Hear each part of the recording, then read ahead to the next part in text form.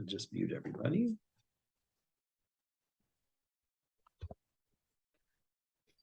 And here we go. Okay. First of all, I trust I've seen all of you at one point or other, but I still trust that all of your Chagim went well. Shoshana, Yom Kippur, Sukkot, Shmini Atzeret, /Simchat Torah, and the weather seems to indicate that it is winter upon us. Well, fake winter, whatever passes for winter here. But Baruch Hashem, winter here means rain, and we're looking forward to that at the proper time. What I'd like to do is just kind of remind everyone where we're holding here, because it's been a number of weeks. We are in Nehemia, Perek Gimel, third chapter. 1 second, we've got more coming on. Hold on. 1 minute. Okay, we're in Nehemia, Perek Gimel. We read just a couple of psukim, so I'm going to start again from the beginning. But just to remind everyone what we're doing here, Nehemia has come back to Israel after requesting permission from the king, Artaxerxes, because the king noticed that Nehemiah was crestfallen. And why was he crestfallen? Because there were reports that were coming into him over a period of time that things were bad in Israel. And remember that people had come back. It was called Shivat Zion, the time of returning to Israel, to Zion. The Beit HaMikdash was being rebuilt. The wall around the city, again, it's not the wall we see today. That wall around the city, the old city, is a new wall. It's only about 500 years old. Archaeologically speaking, that's a newish wall. And there are breaches in the wall, meaning that the not only is the city unsafe and unprotected, but it also looks terrible. For those of you who would see everyone here online right now, you all live here in Ma'ale Adumim. You've all passed thousands of times for sure. Michlelet Ma'ale Adumim as you enter the city, which even when we made Aliyah 13 plus years ago was already empty and became a Bates Motel, if you know the reference. And now it's being knocked down. And you go by there now and you see, I wasn't there past there today, but yesterday, or not Shabbat, but just before on Friday, and you see like the wrecking ball, the destruction, and it was a building before, even though it was the Bates Motel, but at least it was still a building. Now all it is just a bunch of bricks and it's falling apart. And now imagine that chas v'chalila, that you're looking at your beloved Yerushalayim, and the wall around the city that's supposed to protect you and also give the beauty of the city is in ruins. Not completely. That's part of the point here. They're not rebuilding the entire wall, but they are. This chapter 3, Perek Gimel, is the project where they reinforce parts, rebuild certain sections, and that's what we're going to be talking about. I also mentioned that what I'm going to do is I'm going to read through the chapter. I'm going to show you the map once again that we looked at last time, just so you have an idea of what we're talking here. A second, let's go to the map. Make it big. I'm going to make it big, and then I'm going to make it small again, so the other slides don't show up too big. We basically start off this chapter right over in this area here. Just a minute. Let me tell you. Shar Hatzon. I might take my glasses off, but I need them. It's Shar Hatzon right here. And what happens is, in a counterclockwise move this way, there are all these different either individuals, groups of people, etc., that will be fixing certain parts of the wall. Some will be just a part of a wall. Some will be involved, as you see over here. It has to do with the gate. Sometimes the gate is there, but the top is missing. The hinges are missing. And there's this whole section of wall that needs to be fixed. Here's the area of the Beit HaMikdash over here. Various gates that lead into the area of the Beit HaMikdash. And this is the wall that was around the city. Obviously, it was very small. And when Nehemiah comes back, what we saw in chapter 2 in Perek Bet, we saw Nehemiah come back, we saw him on a private secret mission survey the wall. He's very upset to see the situation it's in. He rallies the troops, and that we're going to see in this chapter. He was very good at enlisting almost everybody in one way or another to be involved in this project. We're going to look at two different types of slides tonight. We look at after you start reading the chapter, one will be commentaries again from the Dot Sofrim, like always, And then because this is actually material that's on Bagruyot, there are videos out there of slideshows that have a little bit more in-depth commentary about this chapter, which I came across. And I'll share some of that with you. Some of the insights are really, really good. So what we're going to do is, I'm going to leave this on the screen for right now. So I'm going to come back to it in a minute. I'm going to start to read again the beginning of chapter 3, Parak Gimel, Nehemia. Even though we did the first couple of psukim, we're going to go back to the beginning. Vayakom Eliashiv HaKohen HaGadol v'achav HaKohanim. So Eliashiv the Kohen Gadol and his brothers, his fellow Kohanim, got up. Vayivnu et Sharatzon. They built the Sharatzon. Again, we're right over here. Where this whole process starts at this first gate. They sanctified it. They stood up. They put up the doors. Vad Migdal HaMe'ah kidshu, until the Migdal HaMe'ah. I'm not going to go through every single pointing out everything, but just in the beginning to show you that meant that they were responsible for this area from here to here, and they built up to Migdal Chananim. So this whole area, the Kohanim were involved in. Vayado banu anshe Yericho, the people of Yericho built next to the other group, the first group. Ve'al, I got a few pages to turn here. Ve'al yado bana Zakur ben Imri. And so next to them, so the people from Yericho built up this area. Zakur ben Imri built up this area. And you'll notice it doesn't say anything about a gate because there are no gates here. This is just wall. I'm going to read a couple more psukim, and then I'm going to make some comments, have our commentaries make their comments. Gimel. Ve'shar hadagim, over here, Shar hadagim, banu b'nei hasna'a, hema kehu, they put a roof over it. They stood up the walls. They erected the walls. Man ulavu vricha, both the locks of the doors and the hinges of the doors. Ve'al yadam, and next to them, hechazik meremot ben Uriah ben Hakotz. Al yadam hechazik Mishulam ben Berechia ben Meshezav El. Al yadam hechazik Tzadok ben Baana. So you'll see these names are listed here, and make it just a little bit bigger. And you can see these names, they're Meremot, Meshulam, Tzadok ben Baana, we're up to here now. And it tells us that they didn't build, it says hechazik, they strengthened. Okay, so now what we're going to do is we're going to look at a couple things. I have to make this smaller. Okay. Mishnei Abonim Arishonim, the first couple things that are mentioned in this chapter, sorry for the little bit fuzzy. The first couple times it mentions in this chapter the building aspect, Anshe Yericho v'Zakur ben Imri, when it mentions those two names, Ne'emar v'al banu, that next to them, the next group built. Kimat b'chol hayeter, almost all the rest of the comments as they go around this wall, Ne'emar, it says v'al yadam hechazik. It doesn't say they built, it says that they strengthened. Yitachen v'lo chavana miyuchedet. It's possible, even probable, that there's no special meaning behind the change in the words. I don't particularly agree with that because this is the Navi. But it's possible, says the Dat Sofrim, that the hint here in this particular expression between Banu, they built, and Hechazik, that they strengthened, the difference could be the different needs that there were physically. Going over to here, what does this mean, hechazik? There's a difference between strengthening something and building something, obviously. Certain areas that we looked at just that before on that map, certain areas didn't need to be built from scratch. They need to be strengthened. This strengthens what we saw in the last chapter when Nehemia surveys the wall and he saw some breaches and he saw some areas that were partially built up. But even in the meaning when it says hechazik, meaning to strengthen, the idea was that this group would take this area and complete the building of that area, make it complete. There was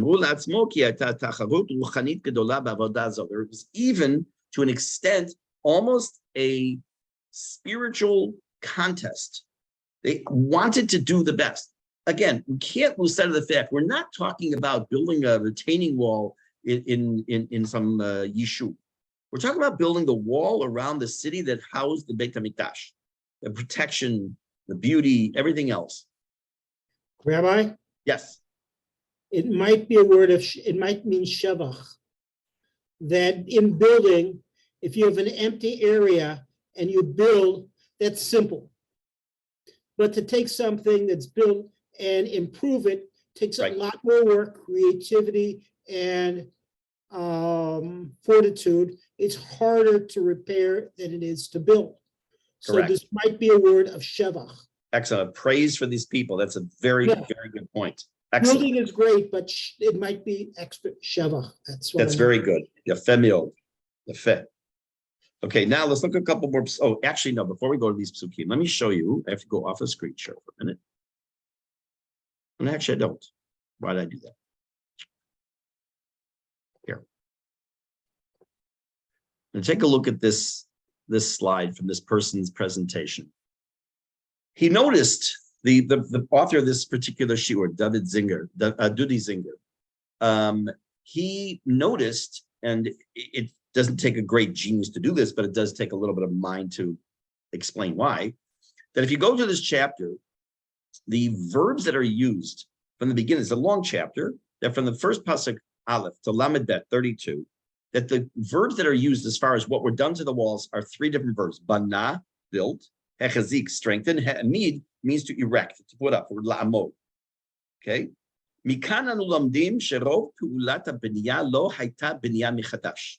The vast majority of the building that took place of this wall was not building from scratch, but rather elatikun v'chizuk shel hachoma yeshana, but rather a fixing and strengthening the old wall, shaitat perutza, that was breached.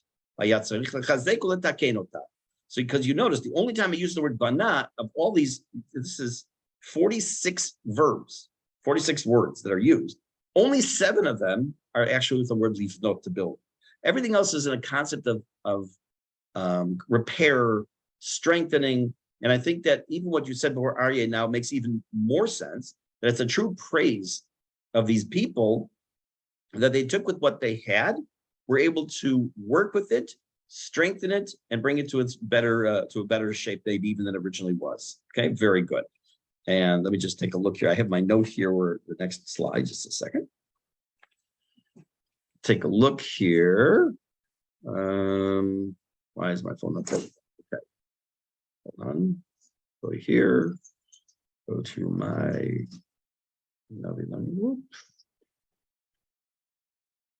Where it is? That's interesting. Here we go. Okay. Wait. Okay, 317. Okay. Now we're going to come back.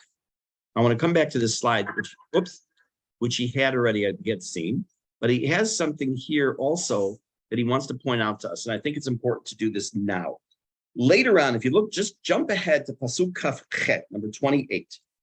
Let's see what it says here. It says, Me'al, I'll let you turn the page, but just number 28, pasuk kaf chet.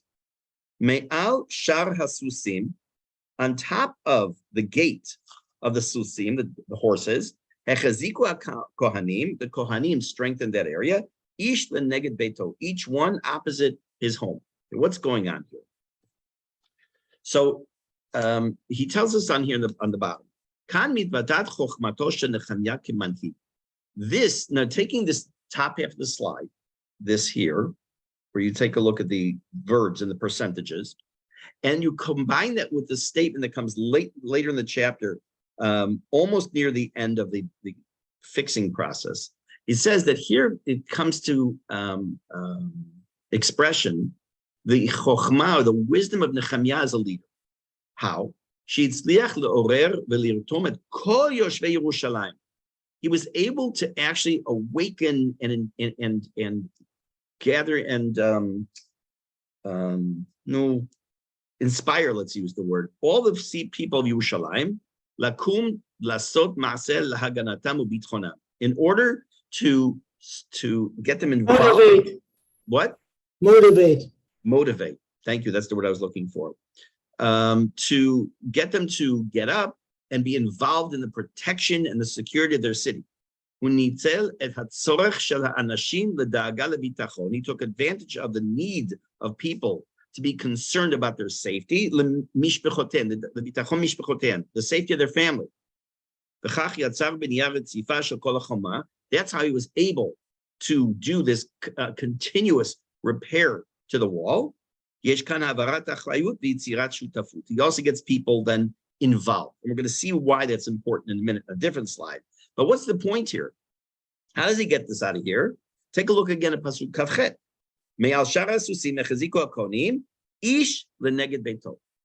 Where they were actually working was the wall that happened to have been opposite where they actually lived. So they had a vested interest. This is part of what Nehemia was trying to do, is to get people not just, okay, we have a building project, we need volunteers to come forward, but you're doing this for yourself. You're doing this to save your city, you're doing this to save your families and for their safety and protection. And that's how he also was it was pronounced to be such an amazing leader.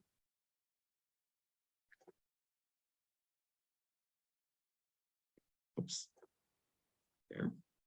Okay, we're going to come back to this slide in a minute. Let's continue Pasuk Hey. So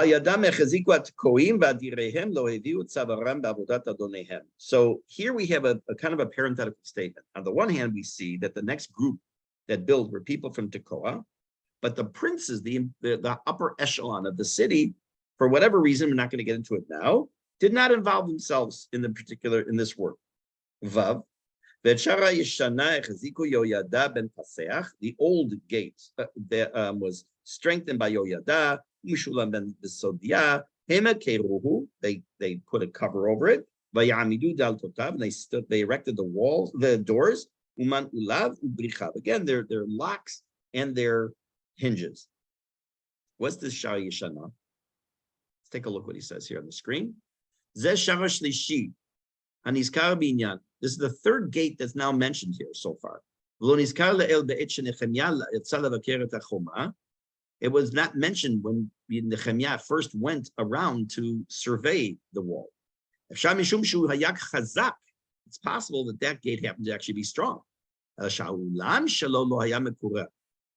the entryway, once you get past the gate, we're not talking like it's just a thin little gate, we're talking depth. Think entering Shar Yafo, for example. So there was depth to it. So within that depth, it's possible that it wasn't in good shape.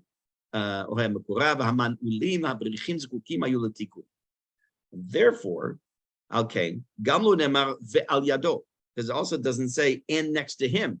Why? Because we're not talking about work that was done by this group on the actual face of the wall, but rather a little bit more interiorly into the area of the door. Okay, so let's take a look. We're going to come to that pasuk. Let's continue pasuk Zayin. I'm going to read just a few psukim here. Vayadam mechazik melatya hagiboni v'yadona merotni hameronoti anshe gibon v'mitzvah dechise pachat ever anahar ayado echazik Uziel ben Charchaya Sorfim v'yado echazik Hanania ben Hacharatachim v'yazhu Yerushalayim al hachoma horchava v'yadam echazik Lefaya ben Chur Sar Chatzi Pelech Yerushalayim v'yadam. Now these are people. These are the governors. These are the people, the elite that lived in Yerushalayim that helped with the wall as well. Nehemia got everybody. We see that the Kohanim, we're going to see this in a little while, Kohanim pop in a few different places, not all at once. He has the average man on the street. He has the Kohanim. He has people from different cities. He has these Sarim, these princes. Next, Yud, 10. Again, it points out that he was doing this work. The brilliance of Nehemia to have these weren't just chosen randomly. Okay, you work here. There was brilliance behind where Nehemia asked people to work next. Again, it was close to his house. Chatush ben Chashavneya. Midah Shenit. Echazik Malkiah ben Charim. V'chashuv ben Pachat Moav vet Migdal Tanurim. What's this all about?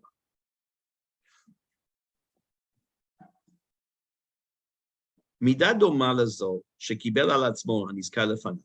I'll translate in a minute.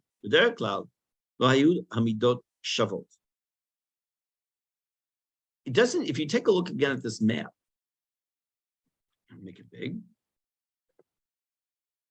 It looks, the way it's drawn, kind of equal. Like they had a little bit here, this one had this, but he's telling us that it was not necessarily equal in some areas. Let's go back to the slide and you'll see why that's important.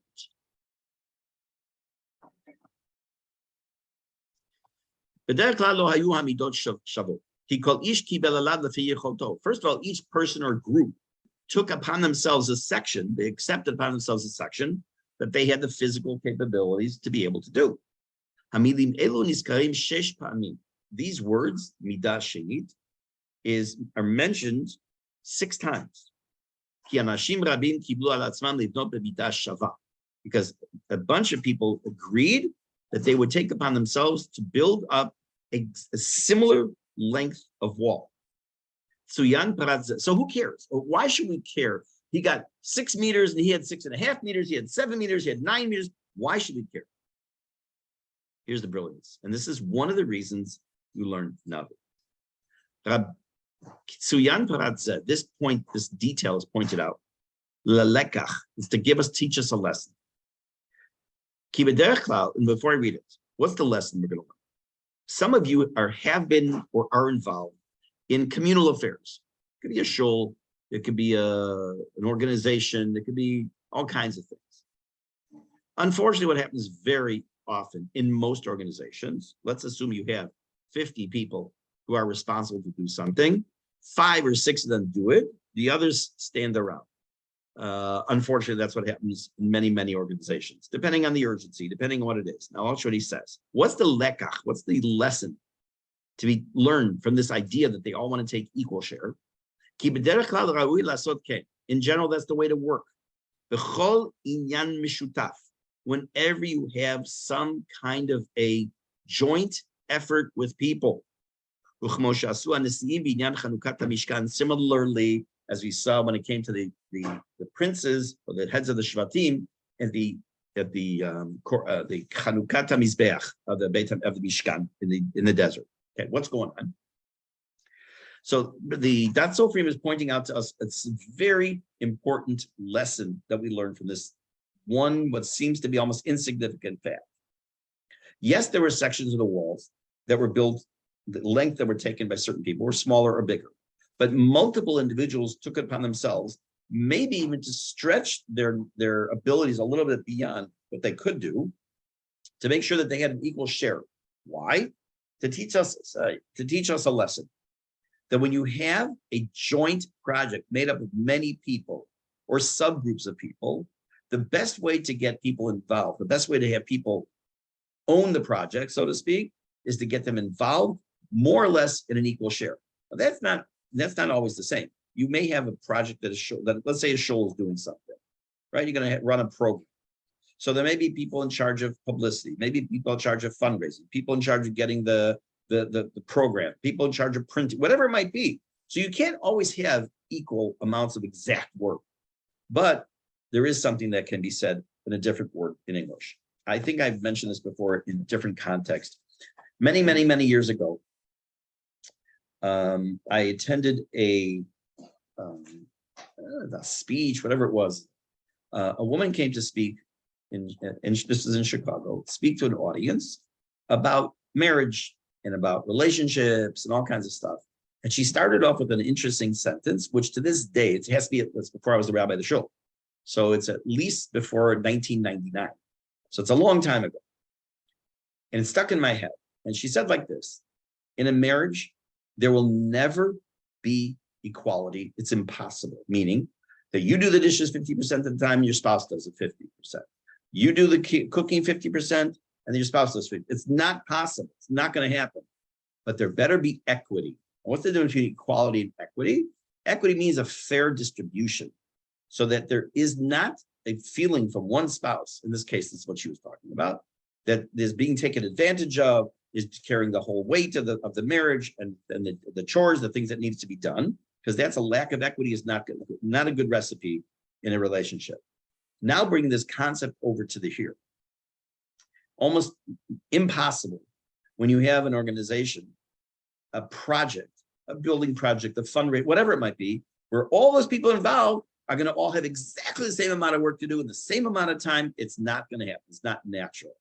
But what is important to understand, and we get this from here, is the idea of a joint project where you have a sense of equity, where everyone buys into the program. The more you're invested into the program, the more chances that the people will accomplish what needs to be done and will feel a sense of accomplishment when it happens.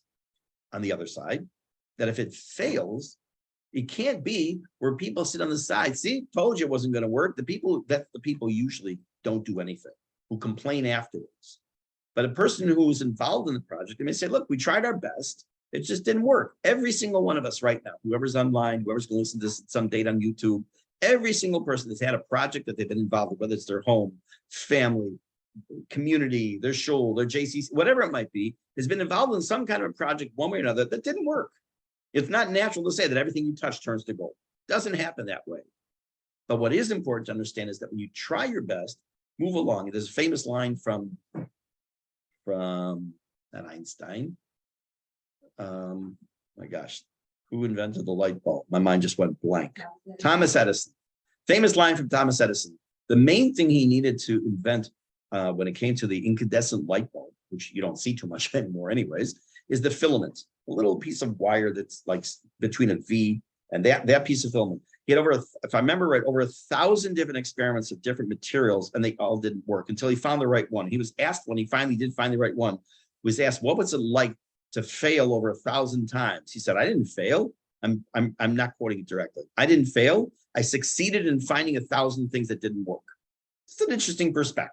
I like that. Okay. So again, this two little words, midah shenit, could have just gone through. Okay.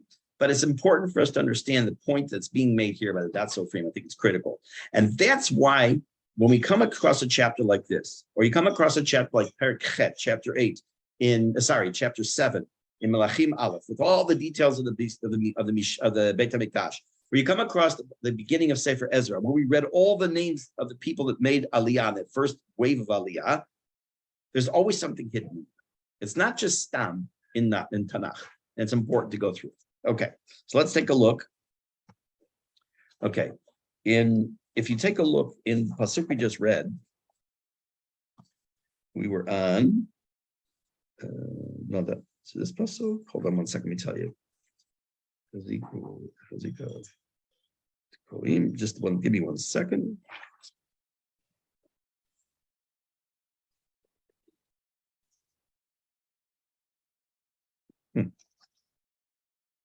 Let me read this to you now. I mentioned to you, even though this might be a little bit out of order, this is important. The very first pasuk we saw the Kohanim, we saw Eliashiv HaKohen Gadol. Later on, we're going to see the Kohanim that we just saw, actually. A little later on, we're going to see Kohanim. Everyone else, we seem to have everyone together. The Kohanim, this group of people. Why are the Kohanim spread out? So he tells us like this, but pasuk Aleph Ne'eman, Al Masav Shel Eliashiv HaKohen Gadol. The first pasuk talks about Eliashiv HaKohen Gadol.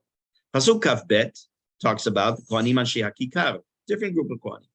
Shegaru michutz Yerushalayim. They actually live just outside Yerushalayim. Kan, this pasuk, which we just read, we're about to read, remember, Kan al HaKohanim shegaru ba'ir. This section talks about the Kohanim that lived actually in the city that came to build. HaKohanim ayu asukim ba'avodat HaMikdash. We have to remember something. This is not happening in a vacuum. The Beit HaMikdash is there, which means there are already some involvement in the day-to-day running of the Beit HaMikdash. But that didn't exempt the Kohanim from being involved. Matter of fact, that's again part of the brilliance of Nehemia. He has people from all different stripes and all different sections of the segments of the community involved in the project. So occasionally, some of the Kohanim left their work that they were doing Beit HaMikdash wise, and they joined in a group of other people are building.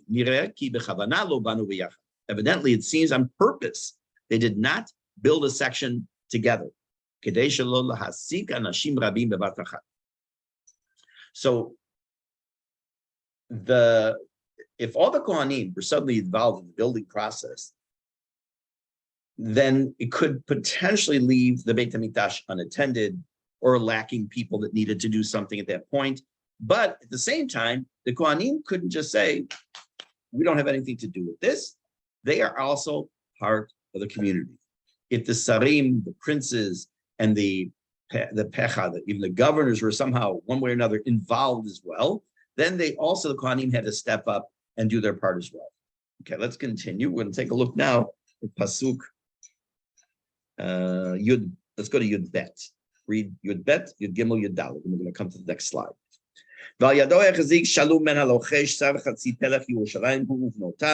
So in this case, we see that not only were his sons involved, that the daughters were involved in this particular part of the building. And Shara Gai, Echazik Chanun v'Yoshvei Zanoach, Hema Banuhu v'Yamidu, Daltotav, Manulav, Uvrichav, ve'elef Ama b'Choma ad Shara Shefot. Ve'et Shara Ashpot, Echazik Malkiya ben Rechav, Sar Pelach Beit HaKarem, Hu Yivnenu v'Yamid Daltotav, Manulav, Uvrichav. So here it gives a different word. Instead of saying Ubana, Uboneh, it says Hu Yivnenu, he will build them or build it. We're going to see why in a minute, but I forgot to mention something. In the last slide, when he mentioned about people being involved in a project, he brought an example of where there was this particular case, equality, not equity, even when it came to the Mishkan. We know, because if you pay attention to the reading on Hanukkah, you'll know that every Nasi, every prince of every tribe, when the Mishkan was first beginning, would brought the Mishkan the exact same things. The materials, the animals were all identical. And that's its own Bartar back, like why did we have to have like a million psukim instead of just saying they all brought the same thing? Why does it mention each one? There's dozens and dozens of answers to that. But the point being in that case, again, that was a building project, so to speak, particularly for the Kohanim. And instead of one upping the other, they all did something on the same page. Some is because Ruach HaKodesh, others because they wanted to have no animosity between them, but whatever. Let's come back to this slide. What does it mean, Hu Yivnenu? Ne'emar Lashon Atid. Here it says it in the future tense. Kanir'eh, mipnei shaya eze koshi miyuchad bizman habniya haklalit bebinyan shar hazeh. Evidently, they ran into some kind of a problem specifically with that gate at this moment. The prince of this area accepted upon himself to overcome that. So when he would be able to, he would come back and make sure that part of the job was finished. Again, this is another, using the word that Aryeh used before, a shevach or praise. What's this praise? Again, we could have just run through this, but it's important. Where a person, in this case, saw that there was a need, this part of the wall needed to be fixed, or whatever needed to be rebuilt. And for various reasons, doesn't tell us what. They couldn't at this moment do it. He didn't just say, I'll let the other guy take care of it. He promised to come back and fix it, which he did at a later date. Now, I will make a comment on this idea as well. There's another thing which he doesn't say, but I'm saying we can learn from this. Some of you know that I daven at the Friday Shul up the hill, Mishkan Shoshana. I saw something there. I haven't been davening Shacharit there lately until we go back to change the clocks for various reasons. They daven still Hanetz. It's getting too late. But you need to know my whole life story here right now. I noticed something in the shul there that I saw all the time in the United States in different shuls, and it bugs the heck out of me. You come back the day after Sukkot, and I saw there were 1, 2, at least 3 or 4 lulavim sitting in their cases, sitting in the back row. People just decide to leave their lulav there. Why? Well, Sukkot is over. It's not my problem anymore. Let someone else deal with it. Or people who dump shemos. They take pages of sidurim or other things that are torn out that they can't be used anymore. They just dump it somewhere. Let it be somebody else's problem. That is a complete lack of, first of all, hitchashvut, taking into consideration somebody else. Why is it the shul's problem? Why is it the gabai's problem now? Because you don't want to take your lulav and maybe save it to burn your chametz with, or whatever you want to do with it. It's not his problem. It's your problem, your issue to deal with. You have shemot. There's places, the proper places to deal with it. Don't just dump it somewhere. This is what is also happening. It's a level of taking responsibility for something that is yours and not pushing it off to somebody else. I think that's another lesson we can get from this particular pasuk. Let's take a look at the next slide. I think there's one more. No, there's not. Okay, there will be that. Let's go to the, let me take off share and go back to here. Second. Let me see the next slide here is F406.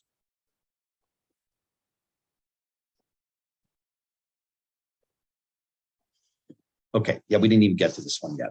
Okay, so I'm going to read some more psukim. We're not going to get to this next slide tonight. So let's read some more psukim. Tedvav. Tedvav. Ve'chara ayin hekazik shalom. I'm not going to translate because basically, unless I come up with some unusual phraseology, it basically is that they're either strengthening or building a certain section. Again, the cover, the doors, the hinges, the locks, gates, whatever it might be, it's naming different people. Sorry? Okay. Again, Tetvav. Ve'shara ayin hekazik shalun ben kol chozeh sar pelech hamitzvah hu yivnenu. Again, hu yivnenu, the idea in the future because he couldn't do it now. V'talelenu v'yamidu daltotav v'yamid daltotav manulav v'richav et chomat brechat hashelach lagan hamelech v'ad hama'alot hayordot me'ir David. Acharav, at the next group, and we'll take a look back at the map in a minute. Hechzik Nehemia ben Azbuk sar chatzi pelech beitzur ad neged kivrei David v'ad brecha suya v'ad beit hagiborim. Acharav hechziku alviim rechum ben bani ayado hechzik chashavya sar chatzi pelech ki'ilah leficho. Acharav hechziku achaim bavai ben chedar sar chatzi pelech ki'ilah. Now let's take a quick look one more time at the first slide.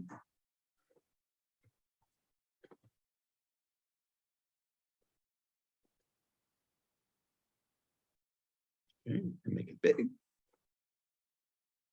Where are we holding here? Glasses, thank you. These are all the names of people we've read about. Now we've come all the way over to here. This Chanunan and Shei Zanof had a huge area they're responsible for. Here's the Sharashbot, here's the Shara'ain, here's Shalach ben Chozet. These are all the names. They were up to here. We have this Kivot Beit David, Abrechasuya Beit HaGibor. This is all over here. This is where we got up to so far. And still, all this is still to be built up and fixed.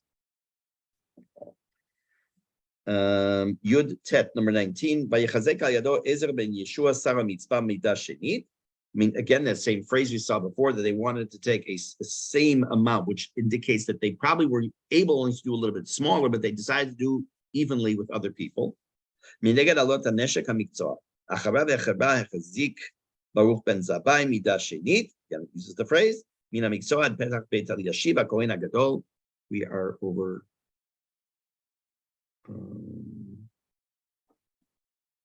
here. We're over here now. Acharav echzik Meremot ben Uriah ben Akot Midah Shenit Petach Beit Yashiv HaTachlit Beit Yashiv. And again, you could ask, like we did in the second chapter of Ezra, why am I reading it if not really doing any translating? Again, every single one of these people deserves their name to be mentioned out loud for the Navi as a praise of what they did. Again,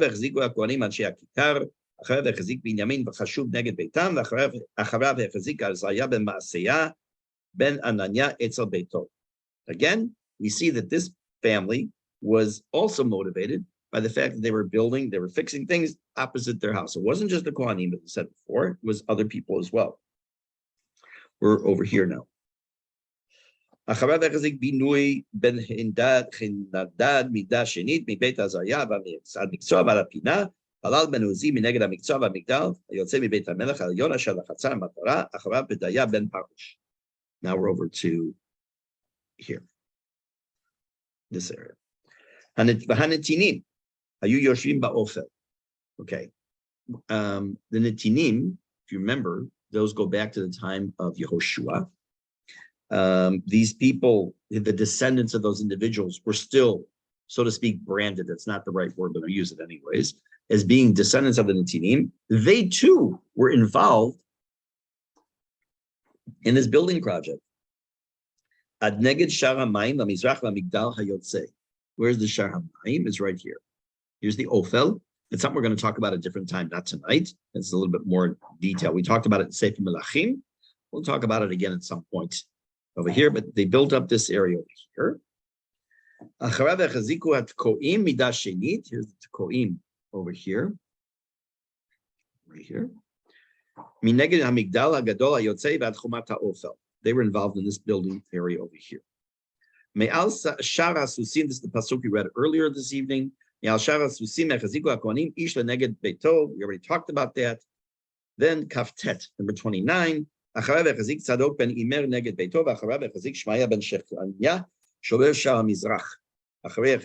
חנניה בן שלמיה וחנון בן צלף השישי מידה שני, אחריו החזיק משולם בן ברכיה נגד נשקתו. אחריו is the Kri in Lamed Aleph, number 31. Let me move you all over to the other side of the screen so we can see the rest of this map. We're over here now, right here. Acharav החזיק מלכיה בן הצורפי עד בית הנתינים והרוכלים נגד שער המפקד ועד עליית הפינה. ובין עליית הפינה לשער הצאן, which is over here between עליית here. This area he's talking about right now, over here. החזיקו הצורפים והרוכלים. These were tradesmen. We see it says between here and here. These person who was a smelter, person like spice merchants, these people were involved in this building this area over here. Now, if you look at Pasuk Lamed Gimel, I'm going to read it and translate it, but that's where we're going to pick up with Bezrat Hashem next week. Lamed Gimel, let me take it off from here. Now, we're going to meet once again our nemesis from the last chapter, a man named Sanballat, which we talked talked quite a bit about him last chapter. He was not a good guy. It was when Sanballat heard that we were actually building this wall. He was angry. He got very upset. And he mocked the Jews. I am purposely not going to go into what he said because there's a series of verbs that he uses and taunting that we have to go into some depth into, which is the next pasuk. So right now, just kind of like a preview. Next week, what we're going to do is, after all this heavy work and all this rebuilding and all this action, now, of course, comes along the enemy of Israel. Nothing's changed in 3,000 years, less than that, and starts to play with us and mess with us. That's where we'll pick it up as Bezrat Hashem next week. In the meantime, have a Shavua Tov, everybody.